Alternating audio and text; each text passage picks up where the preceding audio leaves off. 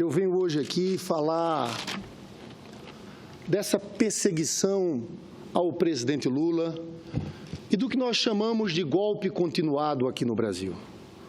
Eu participei ativamente do debate do impeachment e ficou claro para quem quisesse se aprofundar naquele debate que a presidenta Dilma foi afastada sem crime de responsabilidade, por um golpe parlamentar articulado por vários motivos, numa aliança com setores da mídia, com setores empresariais, que, na verdade, queriam a restauração do neoliberalismo, retirar direito de trabalhadores, retirar conquistas do governo do presidente Lula, da presidenta Dilma, mas eu diria até desconstruir o legado de Ulisses Guimarães com a Constituição Cidadã e até de Getúlio Vargas com os ataques à CLT. Mas não era só tirar a presidenta Dilma.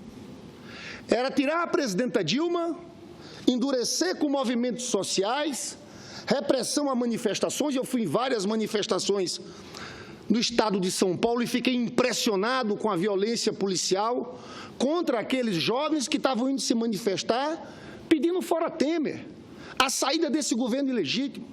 Pela primeira vez, eu participei de passeatas ao longo de toda a minha história. Eu via jornalistas cobrindo as passeatas com capacetes, com máscaras para se proteger do gás lacrimogênio, com óculos. Era dessa forma que a imprensa cobria os atos. Tamanha a violência que em cada manifestação se repetia. Mas esse golpe continuado tem essa caçada, essa perseguição implacável ao presidente Lula. Por quê? Porque eles não deram esse golpe para restaurar o neoliberalismo para perder em 2018. E não é só por causa de 2018. É claro que 2018 assombra essas elites, o prestígio do Lula, porque na recente pesquisa da Vox Populi, está lá. Depois de todo esse massacre, 34% votando no Lula. Tem dois cenários aqui que eu queria citar: Lula, 34%, Marina, 11%, Aécio, 15%. Lula, 35%, Marina, 13%, Alckmin, 12%. Depois de tudo isso, e eu não quero aqui, senhores, falar nesse discurso do passado, porque do passado sabem todos os brasileiros que quando eu falo de Luiz Inácio Lula da Silva, eu estou falando do melhor presidente da história desse país. Um presidente que tirou 30 milhões de pessoas da miséria absoluta, que criou uma grande mobilidade social nesse país, que aumentou o salário mínimo mais de 70% acima da inflação, um presidente que mais fez escolas técnicas, saltou de 140 para mais de 300 escolas técnicas. A gente sabe que o filho do trabalhador, essa juventude negra, pela primeira vez entrou nas universidades. Mas eu não quero falar do passado, eu quero falar do futuro. Por que essa perseguição contra o presidente Lula? É claro que tem um medo de 2018, mas tem mais do que isso. Eles querem atacar e destruir a imagem do presidente Lula, porque o presidente Lula é a maior liderança desse país. Enquanto sua imagem ainda estiver viva, eles não vão conseguir passar o trator em cima de direitos dos trabalhadores, não vão conseguir fazer essa reforma da Previdência dessa forma. E tem mais, só o Lula, para colocar o país novamente numa rota de crescimento econômico. Só o Lula para fazer uma política de crescimento econômico com geração de empregos, porque foram mais de 30 milhões de empregos criados nesse país. E é por isso que querem atacar o Lula. É por 2018, mas é mais, porque o que vem por parte desse governo Temer é uma perversidade contra o povo trabalhador brasileiro.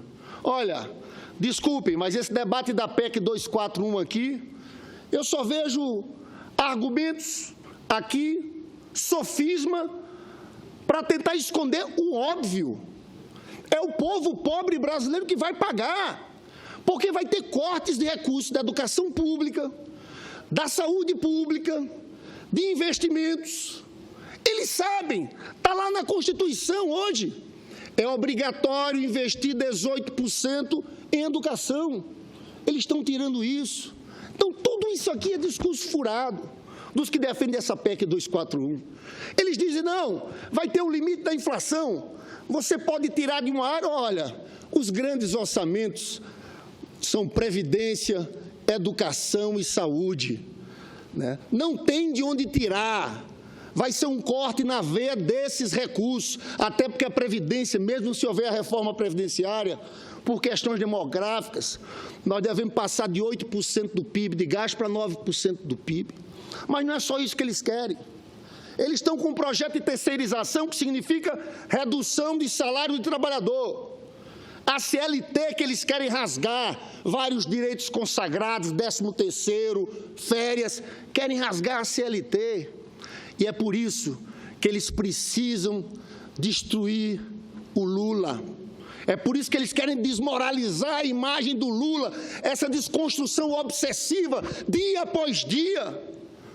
Porque o Lula é, nesse momento, a segurança para esses trabalhadores de que vai ter resistência, de que isso não vai longe, de que eles vão se desgastar com esse projeto.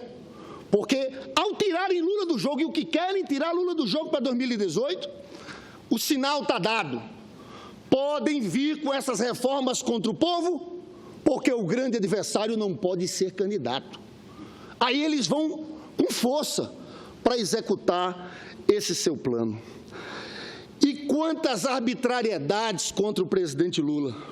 Você sabe que eu citei aqui no debate do impeachment um autor italiano, Michele Tartufo, sobre alguns ritos processuais em que o processo é um mero pretexto, um processo no qual as provas são absolutamente irrelevantes. Foi isso que aconteceu aqui com o impeachment da presidenta Dilma. Nós mostrávamos que não tinha crime de responsabilidade. Cada senador já tinha seu voto. Entrava por um vídeo e saía pelo outro. Já estavam com convicções formadas. Não queriam saber de provas. Agora é a mesma coisa. Já tratam Lula como condenado. E fica uma caçada de promotor daqui, de promotor de lá, para ver quem condena primeiro o presidente Lula, de juiz aqui e juiz de lá. Um conjunto de arbitrariedades que nos levam a dizer em alto e bom som: nós estamos caminhando rapidamente em direção ao estado de exceção. Como achar normal, por exemplo, a condução coercitiva do presidente Lula? Como achar normal, se está escrito na lei que você só pode ser conduzido coercitivamente se você for convocado 2 vezes e se negar a prestar depoimento? Mas ali fizeram de tudo, fazia parte do script do impeachment. Era preciso levar Lula coercitivamente para desmoralizar Lula, para aumentar a força das mobilizações pelo impeachment, para desmobilizar o outro lado, e assim foi feito. Olha o abuso de autoridade aí, mas não é só a condução coercitiva. Interceptação telefônica. Interceptação telefônica. Eu estou aqui com um artigo, com os artigos que falam, tem uma lei sobre interceptação telefônica. Está aqui o artigo 8º dessa lei. A interceptação de comunicação telefônica de qualquer natureza ocorrerá em autos apartados, apensados aos autos do inquérito, preservando-se o sigilo das diligências, gravações e transcrições respectivas. Aqui não. A presidenta Dilma decidiu nomear o Lula ministro da Casa Civil, num gesto de grandeza do Lula, que decidiu, analisando as circunstâncias que o país enfrentava, que era importante ele assumir o Ministério da Casa Civil. O que fez o tal do juiz Sérgio Moro? Divulgou contra a lei interceptações telefônicas do ex-presidente Lula, algumas com a presidenta Dilma, o que não é permitido por lei, tinha que ter autorização do Supremo. E o que aconteceu com ele? Nada. Está aqui o artigo 8º de forma clara, não podia ter vazado, e vazou para quem? Para o principal órgão de comunicação contra o governo, para a Rede Globo. E no Brasil isso é normal. Devassaram conversas íntimas de familiares do presidente, de filhos do presidente Lula, da sua esposa. Qual a relevância disso que não seja para tentar desmoralizar, atacar uma família? Está aqui o artigo 9º da Lei de Interceptação Telefônica. A gravação que não interessar à prova será inutilizada por decisão judicial durante o inquérito, a instrução processual ou após essa. As pessoas que não tinham nada a ver com o processo, como Dona Marisa, como os filhos do presidente Lula, aquelas gravações tinham que ter sido destruídas. Aqui, artigo 10 da Lei de Interceptação Telefônica. Constitui crime realizar interceptação de comunicações telefônicas, de informática ou telemática, ou quebrar segredo de justiça, sem autorização judicial ou com objetivos não autorizados em lei. A presidenta Dilma teve sua conversa com o presidente Lula. Foram vazados para a Rede Globo, e isso é crime. Tinha que ter tido autorização do Supremo Tribunal Federal, mas vale de tudo. Contra o presidente Lula vale de tudo. Ninguém está aqui falando que o ex-presidente da República tem que estar acima da lei. Só que, na verdade, estão transformando o ex-presidente Lula em aquém da lei. A denúncia aqui em Brasília em relação ao BNDES, que vale dizer, é de uma ignorância. Todos os governantes brasileiros e do mundo inteiro têm como missão estimular o setor de exportações de serviços. Há uma grande competição nessa área. Foi feito por Fernando Henrique, por Lula, tem que ser feito por todos os presidentes da República. Mas aqui fizeram uma denúncia dizendo que o presidente Lula não tinha dado a palestra em Angola. Olha, sabe o que aconteceu? Foram desmascarados, porque o Instituto Lula colocou a palestra no Facebook, uma entrevista na TV angolana, a palestra no dia 7 de maio de 2014, tudo registrado. Grampearam 25 advogados do escritório do Cristiano Zanin e Roberto Teixeira. Grampear advogados, tentar escutar o que os advogados estão preparando de peças de defesa. E eu aqui quero trazer a nossa Constituição.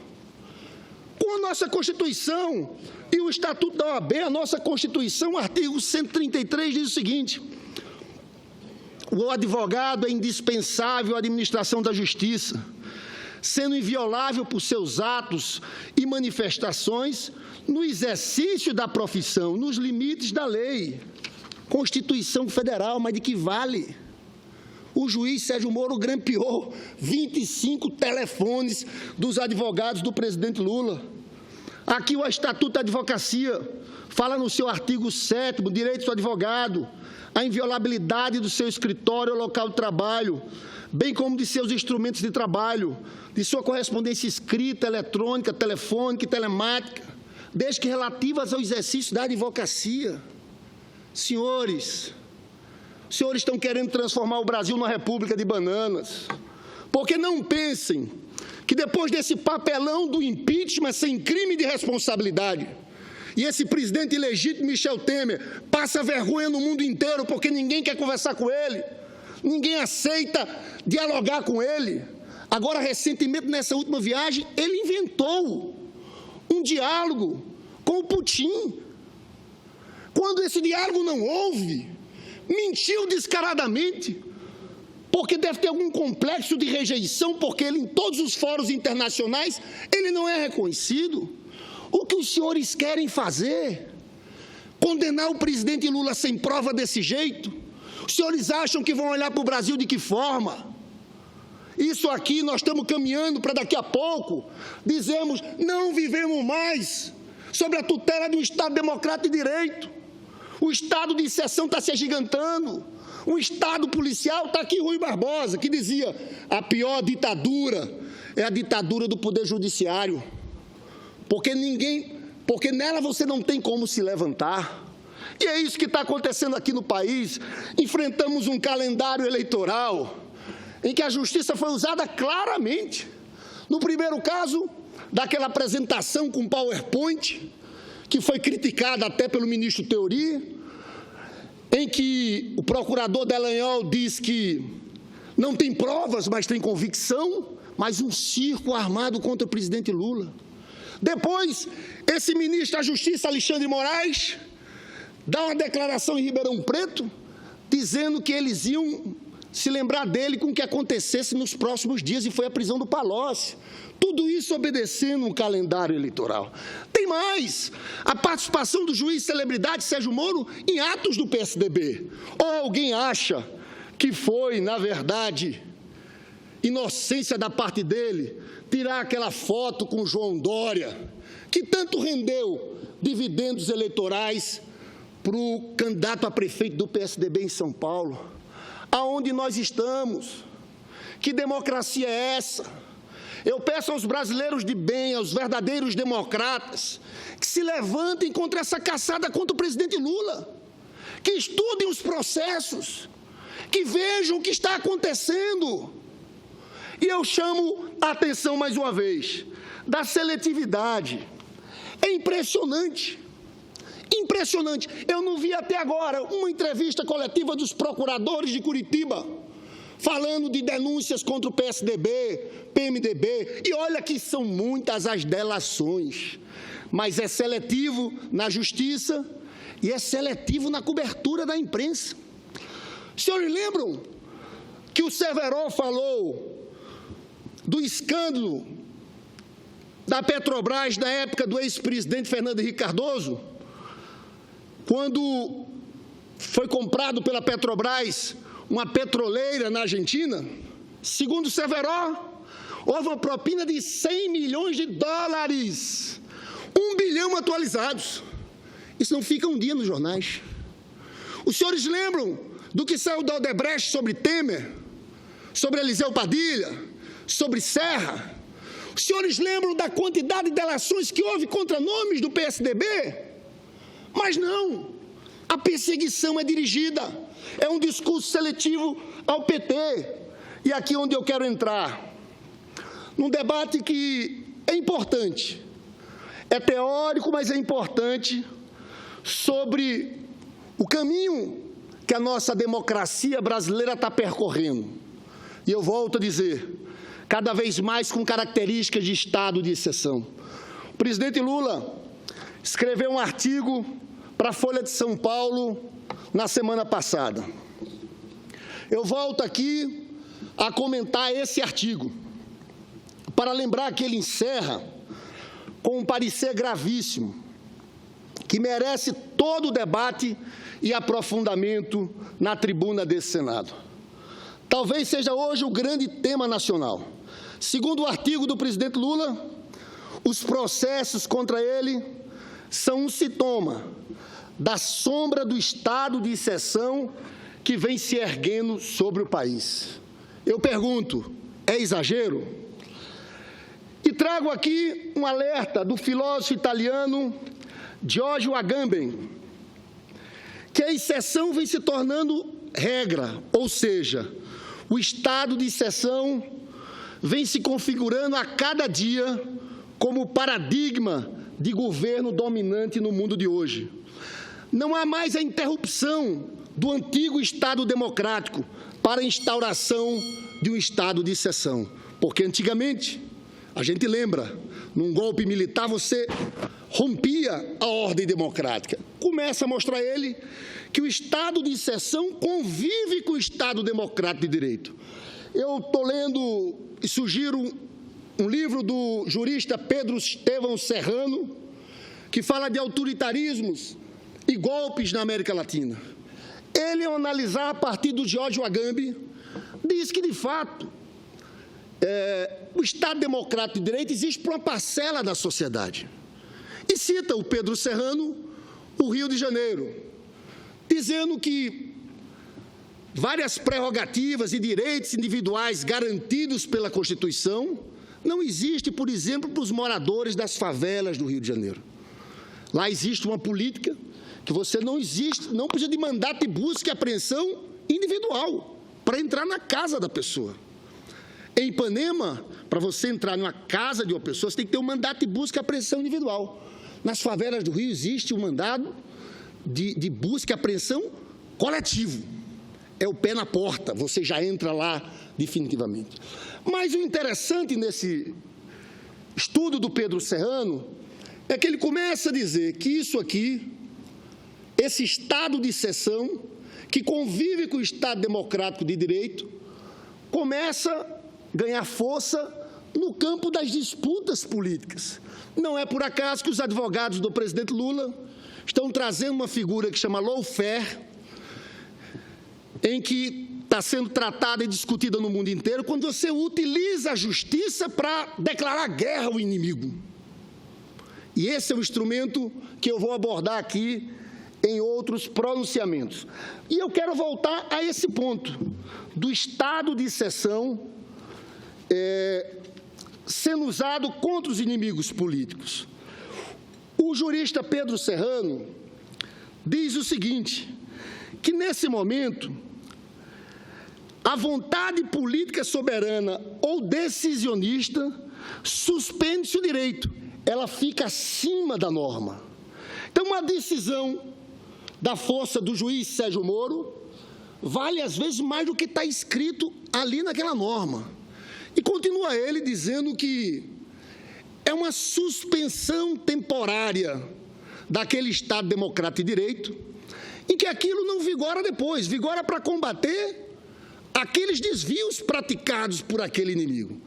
É muito interessante, nesse sentido, observar a decisão do TRF, a quarta turma, que julgou uma ação que foi apresentada pelos advogados do presidente Lula, em que eles questionavam justamente aquele episódio das interceptações telefônicas e pediam um afastamento do juiz Sérgio Moro.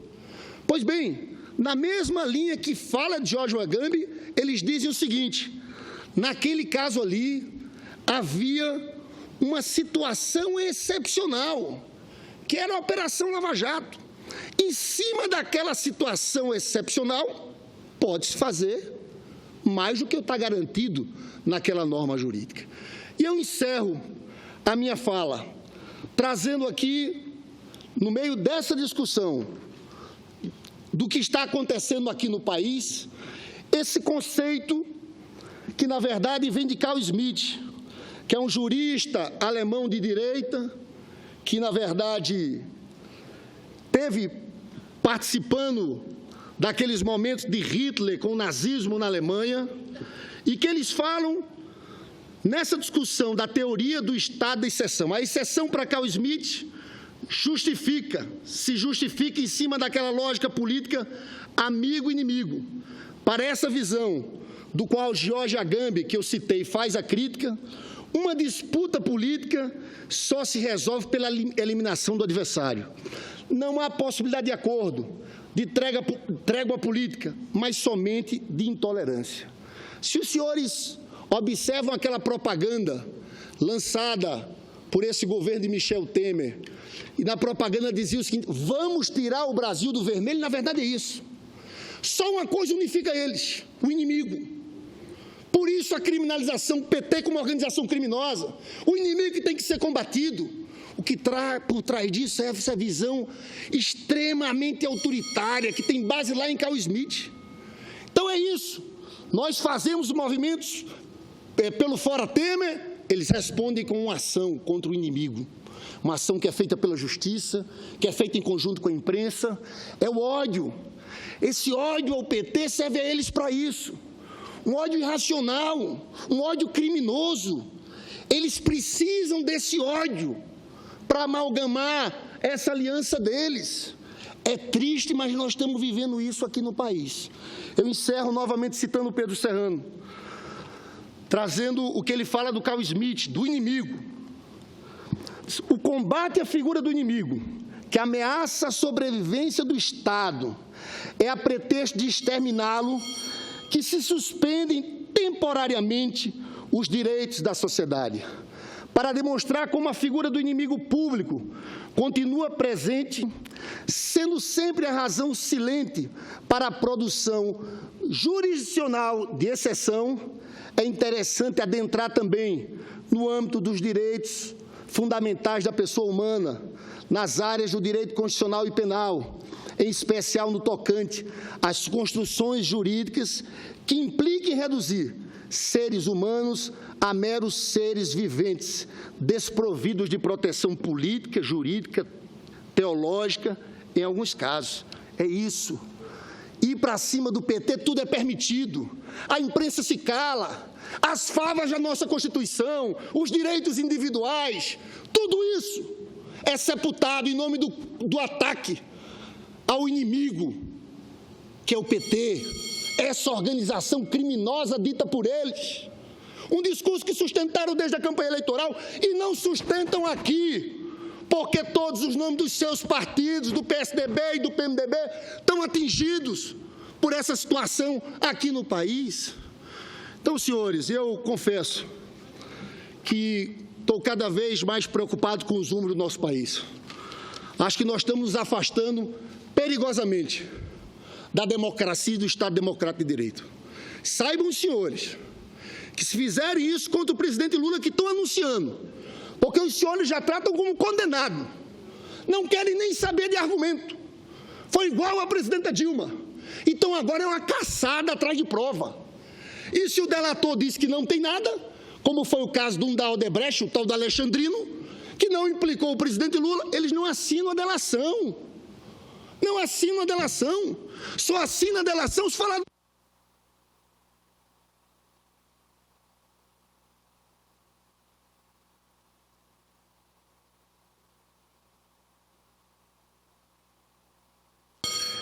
É isso que nós estamos enfrentando. É uma vergonha para o país. Eu chamo os setores honestos, democratas, que não são de esquerda, que são de centro, de outros partidos, a se levantar sobre o que está acontecendo no país. Nós estamos enterrando a nossa democracia. Nós já estamos sendo, pelo mundo afora, encarados como um governo, e está acontecendo isso com Michel Temer, fruto de um golpe. Mas essa caçada ao presidente Lula muda tudo de forma. Nós estamos saindo da democracia, do Estado Democrático de Direito, para perseguir o inimigo da vez. E o inimigo da vez é o maior líder da história desse país. O inimigo da vez é aquele que simboliza o povo trabalhador brasileiro, é aquele que fez os direitos do seu povo avançar. Nós estaremos firmes, defendendo o presidente Lula e começando uma denúncia internacional sobre o que está acontecendo, essa perseguição infame contra o maior líder político da história do país.